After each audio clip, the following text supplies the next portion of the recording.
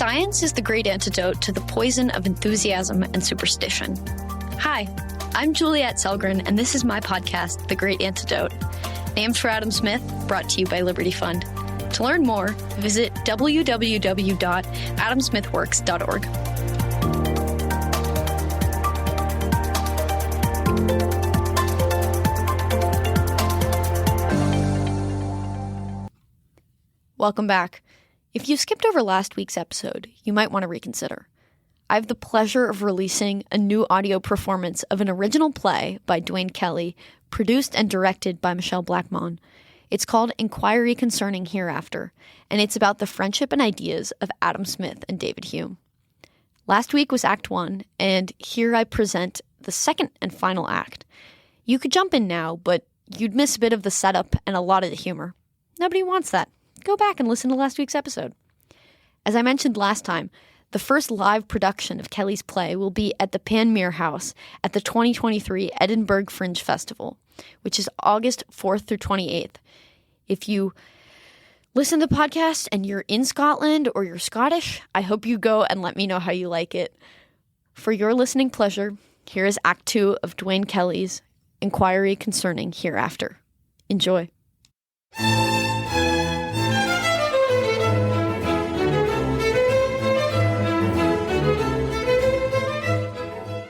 Act 2. The time is now 14 years later, July 1790. It is early evening. We are in Adam Smith's bedroom at Panmure House, his home in Edinburgh. Smith, now age 67, is weak and near death. Charon enters. He goes to the window and waves his pole. Who's there? Peggy? Shouldn't you stay in bed? Peggy! Where's Peggy?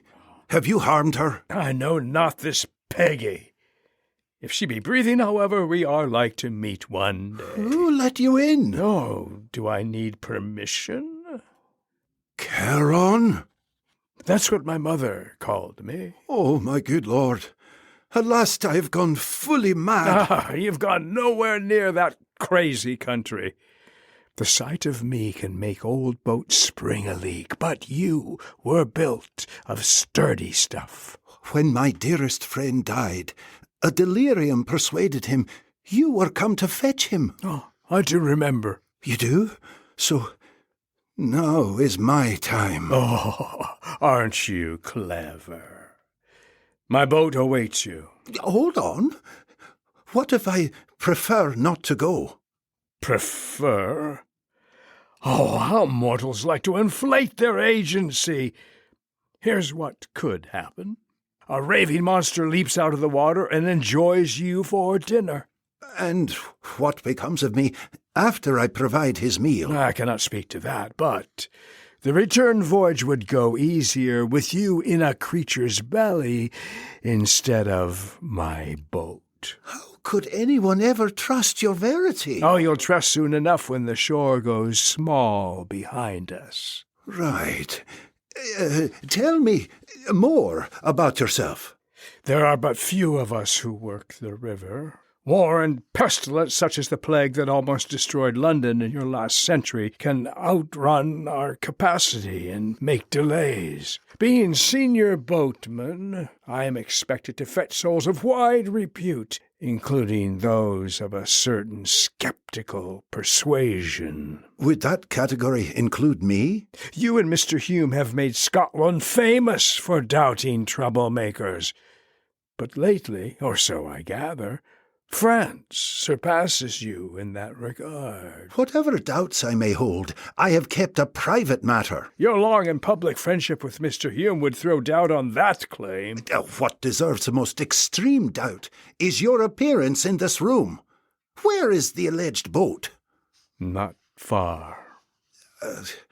I have been preparing a new edition of my book, which, as it happens, addresses naval trade. Would you allow a few questions? Your time is short. I can be brief. Do you serve a master? A lord and master. Does he have a name? Zeus be one of them. Boats in the river are what I know best. What questions there? Yes. Is the vessel your private property? I don't...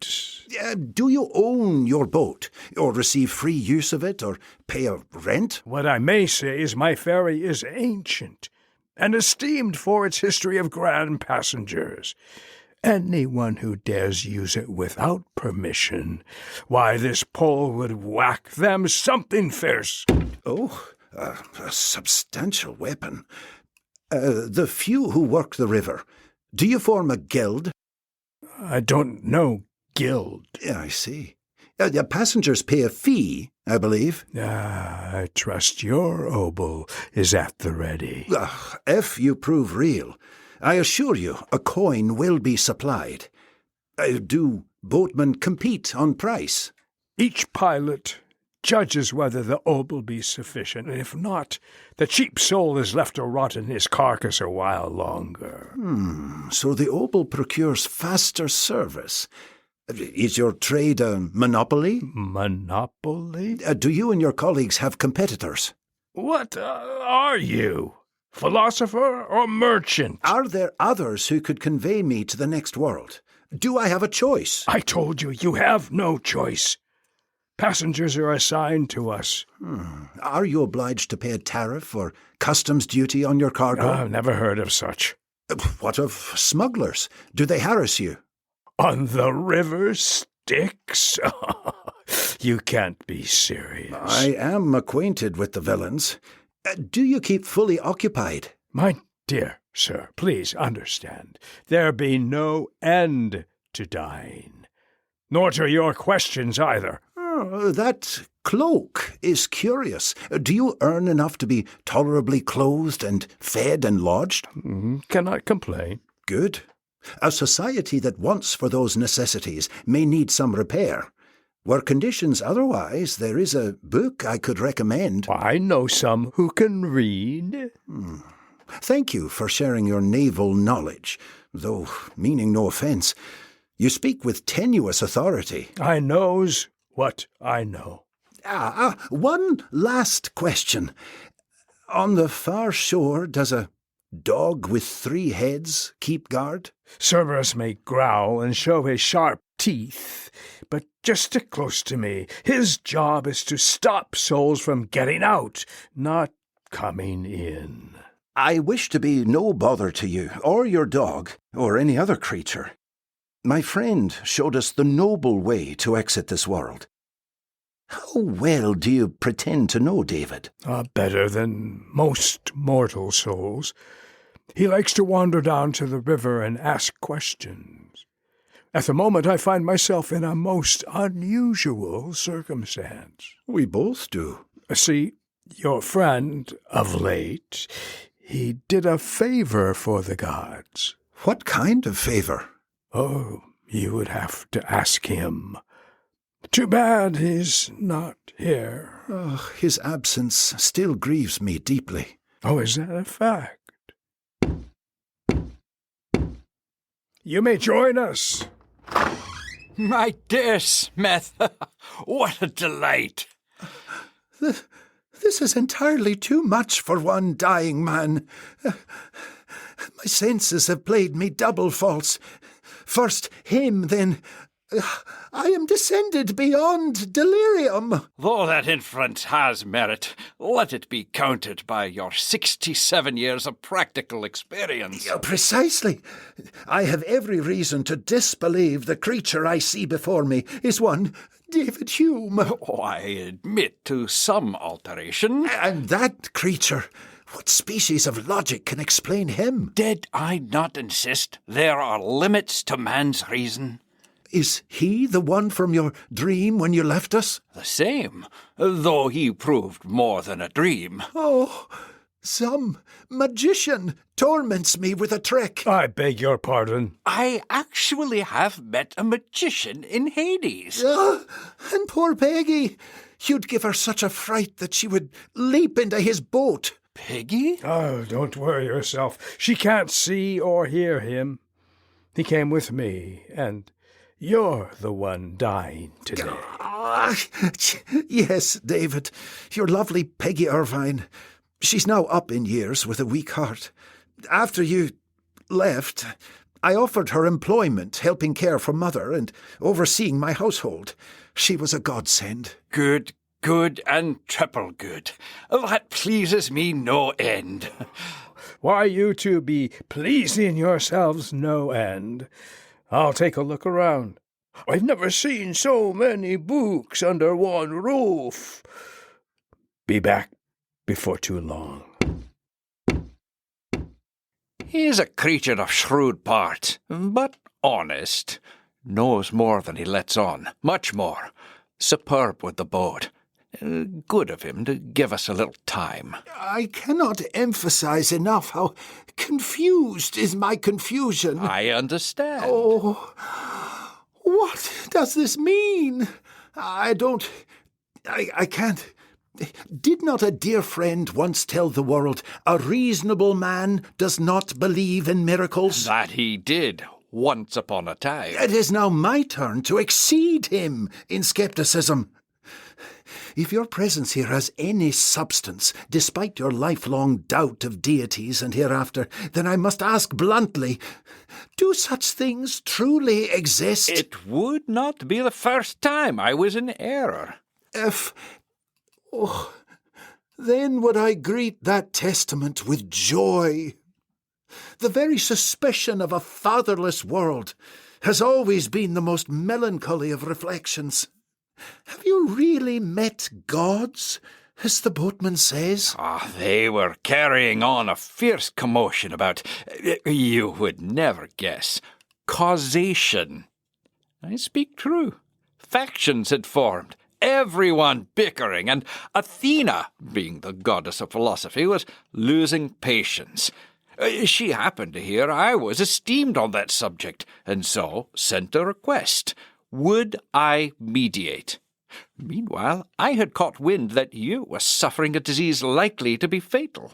I told them I was willing to mediate in exchange for a fee. You wish me to believe you bargained with Athena? I knew that would delight you. Delight is hardly the word.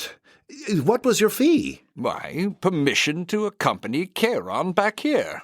But for what reason? You, Smith, in the hope of our being reunited. The hereafter is vast and contains billions of souls with little chance of finding someone you seek. Oh, this beggars all belief.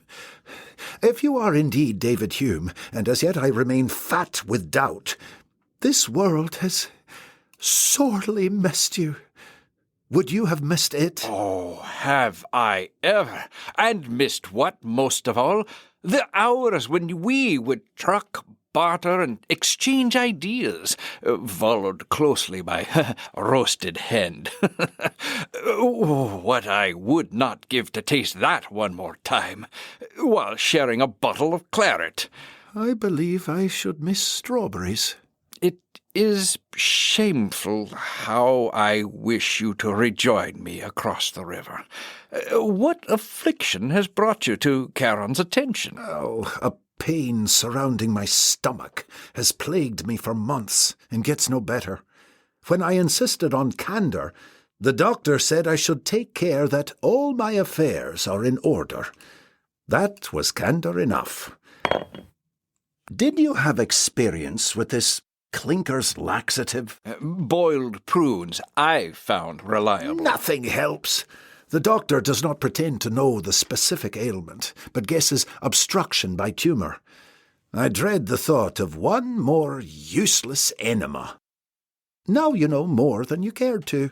You were never an optimist about health. Oh, believe me, my friend, the heart goes tired with beating. The machine is worn out. Your hands, they did not used to shake. Just the last year. I never wrote with much ease, but now it's nigh impossible. I have outlived my usefulness. Did you attend my funeral? Need you ask? And? I was not in a position to witness it. Your exit made the heavens weep as a fierce storm fell. Claps of thunder left us unsure 'twas celestial rebuke or acclaim. The sizable crowd was not entirely friendly. Afterwards we posted guards round your grave to keep zealots from desecrating it. What a bother can be both religion and death. I must say, you overdid it with the tomb. He was a fine architect. David, it is the greatest piece of vanity I ever saw you exhibit. You forgot. Your lasting monument is ideas. Where will your body rest? Canongate Churchyard. And simply, your noble manner of passing inspired me to report it in a letter to Strawn. He persuaded me the world deserved to know how David Hume died, and so I permitted him to publish it. I have it around here somewhere. Here it is. How seditious does this sound? Seditious? Thus died our most excellent and never-to-be-forgotten friend, concerning whose philosophical opinions men will, no doubt, judge variously, but whose temper, indeed, seemed to be more happily balanced than that of any other man I have ever known, etc., etc. I closed with, upon the whole, I have always considered him, both in his lifetime and since his death, as approaching as nearly to the idea of a perfectly wise and virtuous man as perhaps the nature of human frailty will permit. I am touched. What? Not incited to atheism? This single piece of paper brought upon me 10 times more abuse than the violent attack my 1,000-page book made upon the entire commercial system of Great Britain. I regret to hear it. Oh, your parting stood me on my head. Some days after your funeral, I was back in Kirkcaldy and went for a walk, reminiscing on our many dinners and arguments. Church bells ringing made me ask where I was. Thinking I must be mad, someone told me I was in Dunfermline. Where is that? Some 15 miles from Kirkcaldy.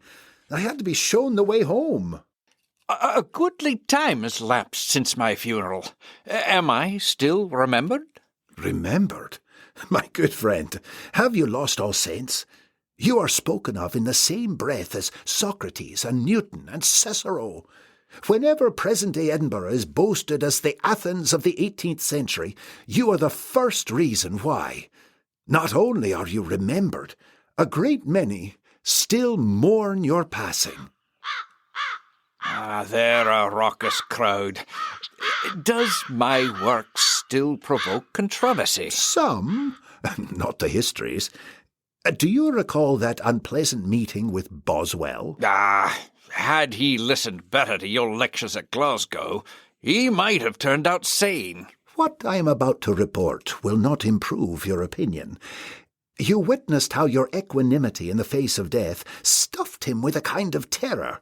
Later he sought me out for a private meeting, claimed you were visiting his dreams, and had confessed being a true and devout Christian all the while, called it a dream most agreeable. I'm sure it was. When a man ardently wishes to believe something, he will often find a way. You have never visited him from beyond the grave? To that possible, he is the last creature I would attend. He brought to our meeting a compulsion to confess, as if he were papist and I his priest. One night after your burial, he took a prostitute to a garden shed next to the cemetery. While holding a steady gaze upon your tomb, he took full frenzy with her. What on earth was such defiant perversion meant to communicate? No man knows himself less than James Boswell. The mysteries of our species can be unfathomable. Even if 10,000 more philosophers were to study us for 10,000 more years, I hope you offered his sad soul absolution. I have avoided him since that excruciation. He continued to follow Johnson everywhere, grabbing what conversational crumbs fell off His Highness's table. Then he packed all those crumbs into a book that he now wagers will make his fortune. If fortune is to visit, she best arrive soon. Oh, why do you say? Years of vice have harmed his body. Johnson is no longer around. He died the same year as Mother. Oh, I'm sorry. I hope she did not suffer. The pain was considerable, but we had medicine. She was 90. As death approached, she asked my view. I replied, if she had seen her fill of life and felt ready to leave, she had my blessing. She passed away in this house. Growing up without fathers, our mothers were obliged to serve us double duty. The three fates blessed us with two remarkable women. Your devotion added to my esteem for you. My tinker brother is what she called you, because we were always tinkering with ideas. You were next to me in her affections. She knew my reputation among the clergy? Did not everyone? But she felt that if I loved you, she could not fail to do likewise. Early on she aspired for me to enter the ministry, but soon forgave me for showing no inclination. I still recall words preached to us on Sundays. Let it not grieve us to look upon ourselves without flattery. Or blind affection of love. Calvin got one or two things right. You and I drank our religion from the same cup. What it takes to swallow religion is a large gulp of faith. Smith, a different mystery demands that I pick a quarrel with you. Oh, hold your fire. My powder has grown damp. So much the worse for you. Pray tell, when did you move to Edinburgh? Some years ago. Some years ago? How often did I beg you to move here? Why did you wait till Karen's boat floated me away? Is that how one treats a dear friend? There were many developments after you. For one, I was appointed Commissioner of Customs for Scotland. Wait, what did I just hear? You happened to be meeting with Scotland's Commissioner of Customs. That position required me to be in Edinburgh frequently, so I purchased Panmure House and moved my household here. How could the world's famous champion of free trade have done such a thing? A Catholic might as well turn Muslim, pack up his things in Rome and move to Istanbul. You did not read Wealth of Nations closely.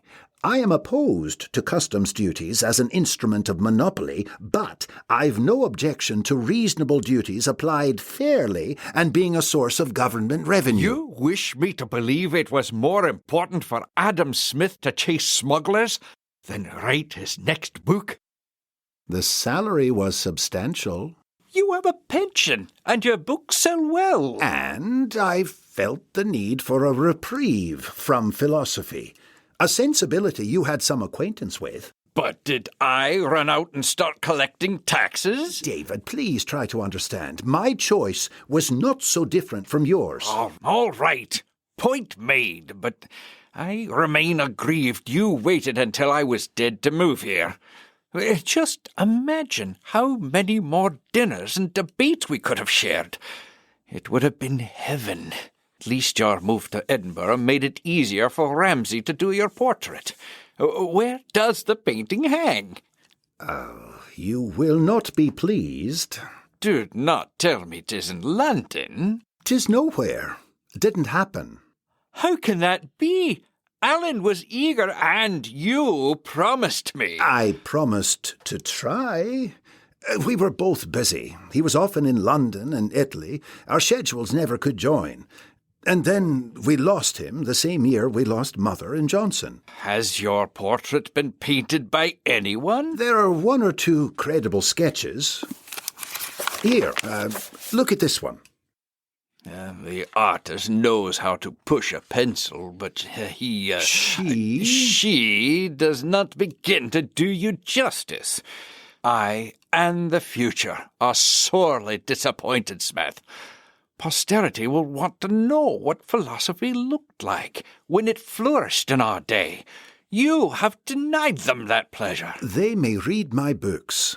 And when they feel the need to gaze upon a handsome Scottish philosopher, they can always visit the 2 fine portraits of yourself. You are a stubborn cur. Did it ever occur to you that lack of vanity is sometimes no virtue? I forget the damn painting. Now tell me, what has happened to America? I've heard not a word. The war dragged on and finally ended with our total surrender. Last year, the colonists elected General Washington president. As soon as they wrote up their constitution, Burke delivered me a copy straight away. It expresses many fine principles, but harbors a singular peril. They allowed slavery to continue. After righteously declaring that all men are created equal and proclaiming their desire to form a more perfect union, greed and prejudice won out. Even as all mankind stands staring at one another, there is no beating it into their heads that the turban of the African is just as good or bad as the cowl of the European. Slavery is among the most pernicious institutions man ever devised, with prejudice its frequent handmaiden. Nature plants that flaw in each of us. I confess, I was no exception. Pitt said many colonists did attempt to outlaw slavery, and the debates were shouting fierce. But in the end, the planters and merchants and ship owners, having grown rich, proved too powerful. Now I fear America nurses a tumor in its youthful frame that may one day turn deadly cancer. It has squandered a chance to be a shining light to the world. Being dead alters one's view of time, to put it mildly. Though America has made a grave moral error, I doubt it has abandoned forever the imperfect struggle toward a more perfect union. More colonists will follow Jefferson and read your words that indict slavery and warn how excessive wealth buys political influence. Did you know Jefferson owned slaves on his Virginia plantation? So does Washington. No. I recall Franklin once did, but to his great credit, he freed them. What a chasm can divide our ideals from our practices. You say you're in the dark about America? Are you equally uninformed about France? Oh, indeed. And with so many friends there, all the more eager for news. See the newspaper. The headlines are France, France, and more France. The news is bleak. Does your ferryman not return soon? Be brief. Tell me the worst. You were aware of the unrest. Well, last year, revolution did break out, inspired partly by America. The two countries differ entirely. We know history is too little studied and too often ignored. Rebels stormed the Bastille in order to free its horde of prisoners. The 7 convicts they actually found were most pleased to be liberated. Later, thousands of women marched on Versailles and forced Louis to move to Paris. I have been corresponding with our friends. While Condorcet is sympathetic to the rebels' complaints, he fears things could turn nasty, very nasty. Tyrants, a cruel club the Bourbons oft belonged to, produce rebels. But history informs us that when rebels prevail, they are just as apt to become tyrants in turn. When trouble broke out, I was distressed not to have acted on your dying request. I took Condorcet into my confidence, and he insisted on helping, at no little risk to himself. Last winter, with your letter and ring in my pocket, I travelled incognito. At first, no one could find the Comtesse. Imagine where we finally located her, La Force prison. Aristocrats and intellectuals have been jailed willy-nilly, and she got snatched up in the chaos. By bribing guards, I was able to see her. As she read your letter, her cheeks became moist. Your affections, she said, relieved months of misery. She kept the letter and, after holding the ring to her lips, handed it back, said it would only be stolen. Condorcet did not wish to be responsible for it, so it came back here. As you can see, 'tis still magnificent. The Comtesse was willing to accept currency from me. She whispered her thanks, said she could make good use of it in prison. And how did you perceive she was bearing up? She still displays more learning and wit than any 10 professors. You know professors with wit? Do be nice. I once plied that trade. Quite true. Apologies. As you would know better than I, she possesses reserves of fortitude. Oh, and good news just arrived. She is out of prison. Whether by escape, bribery, or acquittal, we don't know. She now hides in the countryside. If matters get worse, and I lay 100 guineas to 10 they will, she'll make haste to Leiden or London. Ugh, the lives of mortals are of no greater importance to the universe than that of an oyster. Diderot talks of strangling the last king with the entrails of the last priest. Oh, my. Condorcet is not sure whether he can secure even his own life. Many friends may meet their end, regardless of their politics. Were I King Louis or his young queen, my sleep would be uneasy.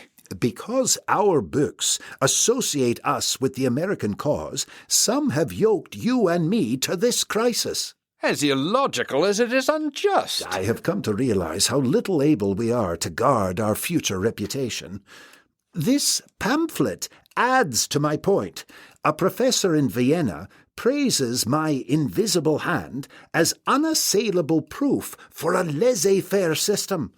Show me where I say anything of the kind. Your Austrian scholar makes a poor student. Oh, perhaps I am at fault for not writing more clearly. Nah, your books display more clarity than most. Better I had written no books, taught no students, than that my principles be so abused.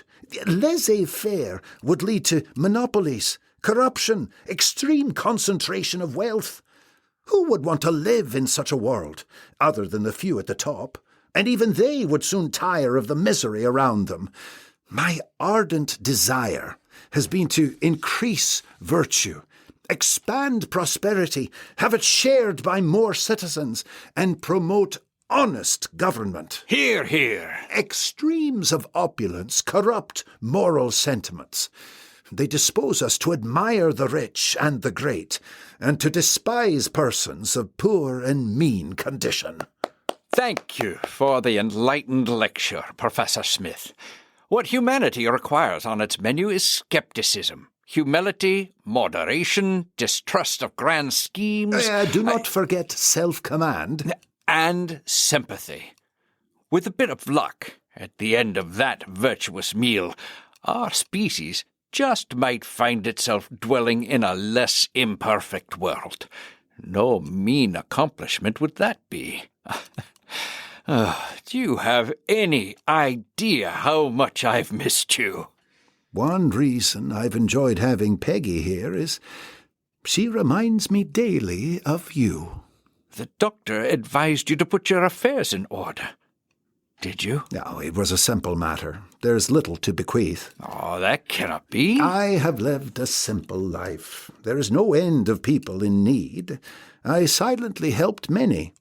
Now, as I take my leave, I am most pleased to have done so. I helped a few, but should have done more. What can be added to the happiness of a man who is in health, out of debt, and has a clear conscience?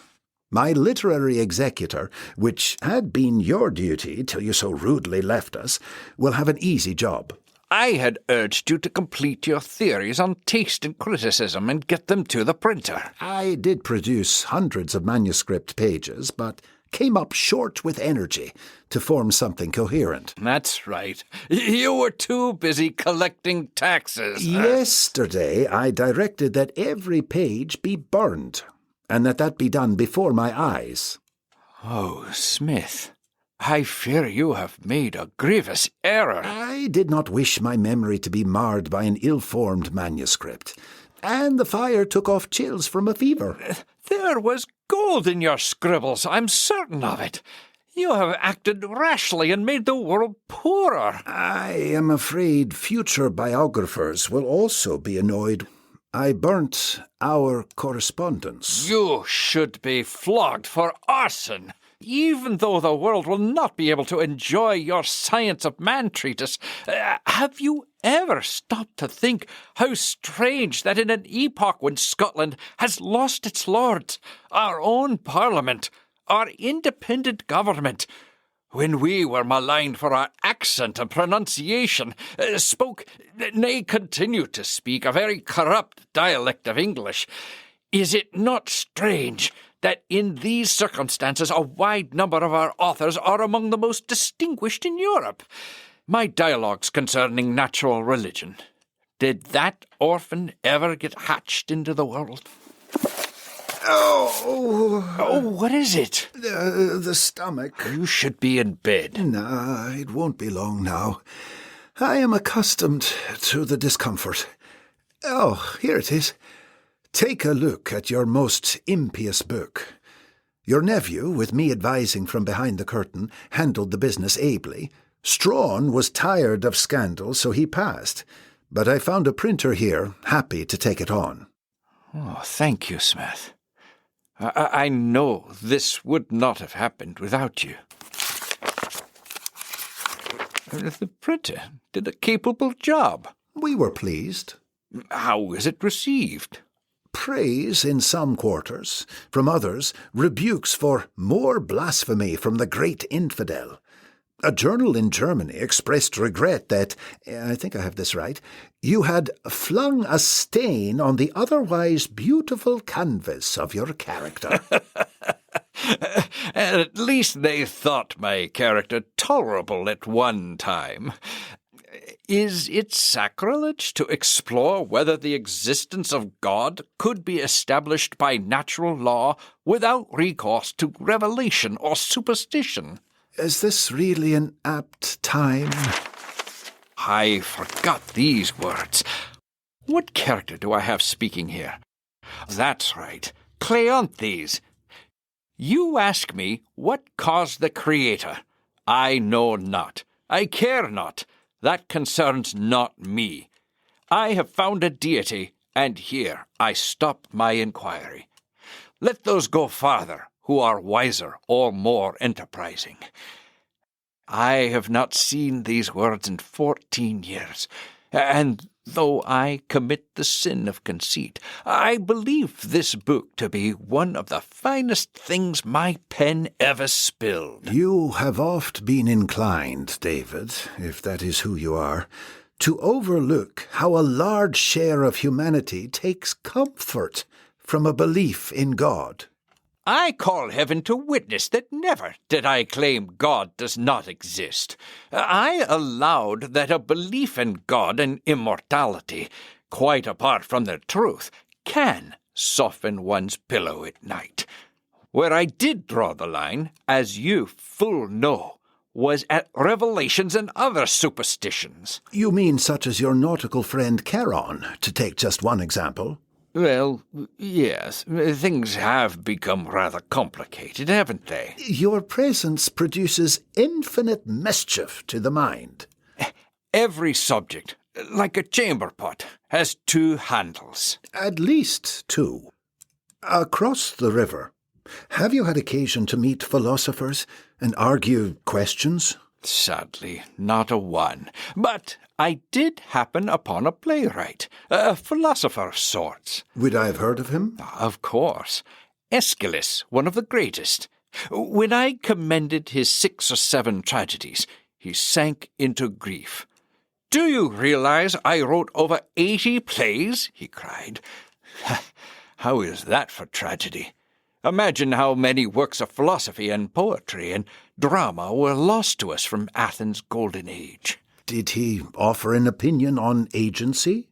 He holds that mortals are neither free, nor is their fate determined, and where the balance lies can never be known with certainty, even by the gods. Tragedies, he says, of the sort that he wrote, show how to live with ambiguity. But man goes truant at that school. Do you know how his end came? Was he not a soldier? Fought in the Persian Wars? Yes, but like us, he lived to be an old man. He was killed when an eagle mistook his bald head for a rock and dropped a large tortoise on it. Oh, he told you that? Indeed. Have you abandoned all doubt in Hades? You know you cannot trust a playwright. Their habit is to invent stories. I consider myself a fair judge of sincerity. Though I will grant 'tis a good story, and a potent reminder to wear one's wig outdoors. Oh, my energy is escaping. Where is your rascal with the boat? Oh, let's hope he hasn't abandoned us. What would that reveal? That a ghost of David Hume can supply a most entertaining vision.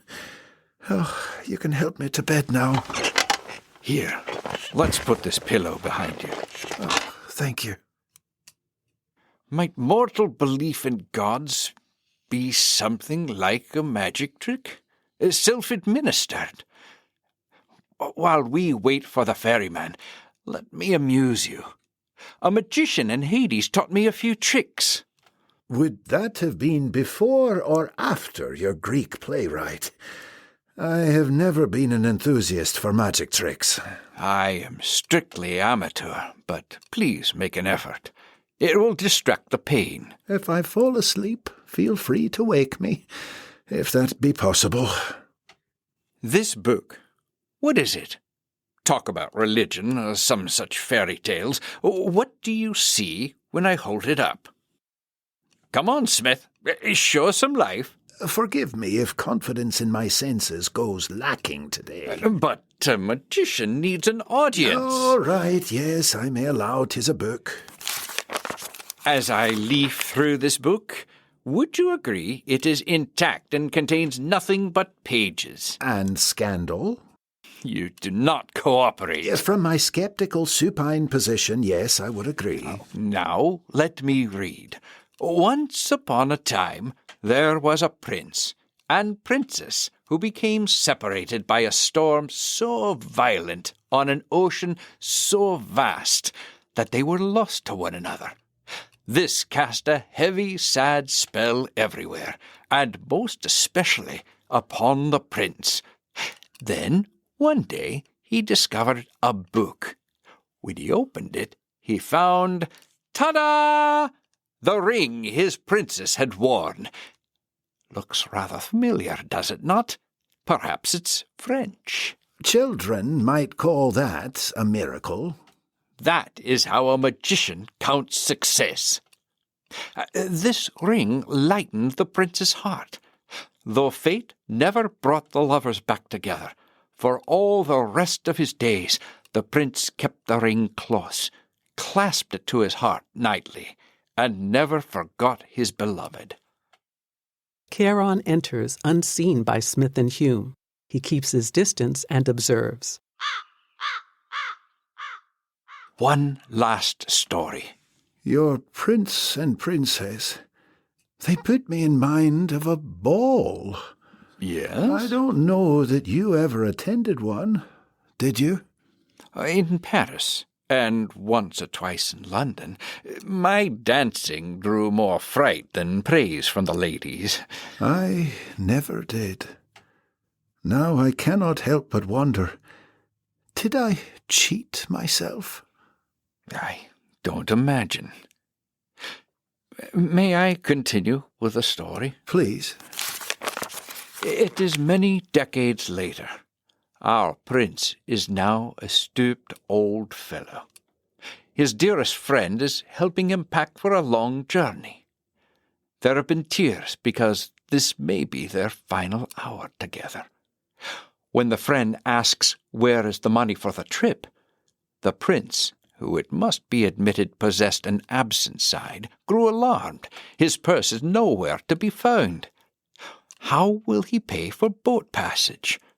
The friend's eye then falls on the old book, where the prince had once found the ring. He thumbs through the book. And lo and behold, what does he find but a coin so rare and valuable it could buy passage round the world. Why, it looks exactly like what the gypsies gave to the young Adam Smith. Where did you get that? That magician in Hades taught me the first rule of his trade: never reveal the secret. The audience may believe they desire the secret, but here is the truth. What they want most of all, a miracle. Ah, that desire is midwife to religion. He said if we believe in illusion enough, it will become truth. Oh, stay, illusion. Charon comes forward. What's that about religion? He was worried you had forgot him, whatever he and you may be. Are you ready, Professor Smith? Cannot say that I am. Tell me, Charon, may I be permitted one last question? High time to stop asking about boats and get inside one. If there is an over there, of some shape and hue, and if my friend possesses a measure of realness, I would prefer the two of us stay together over there. Would that be permitted? That is more than I can tell you. You will have forever to find out. Forever? That be another mystery. Oh, tell me, David, in the hereafter, did you penetrate infinity? As much a mystery as ever. No end to that one. My friends, now is our time to embark. Hume extends his hand to Smith as a reassurance, but Smith hesitates and pulls his hand back. Their eyes lock. Smith relaxes and allows Hume to hold his hand. I know not where we go, but am glad we go together. Hume squeezes Smith's hand reassuringly, closes Smith's eyes, and kisses him. Charon gently opens Smith's jaw to collect the obol, but it's not there. Oh, here it is. Hume takes the amulet from his pocket and hands it to Charon. As they help Smith rise and lead him off, Charon notices Hume's Dialogues Concerning Natural Religion book. He lags behind, picks it up, and with a sly smile slips the book into his cloak. Charon rejoins Hume and Smith as all three exit. End of play.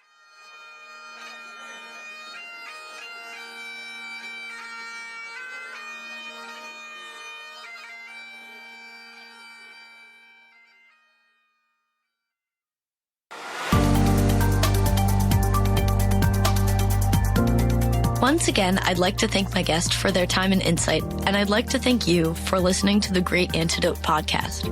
The Great Antidote is sound engineered by Rich Goyette. If you have any questions, any guests or topic recommendations, please feel free to reach out to me at thegreatantidote@gmail.com. Thank you.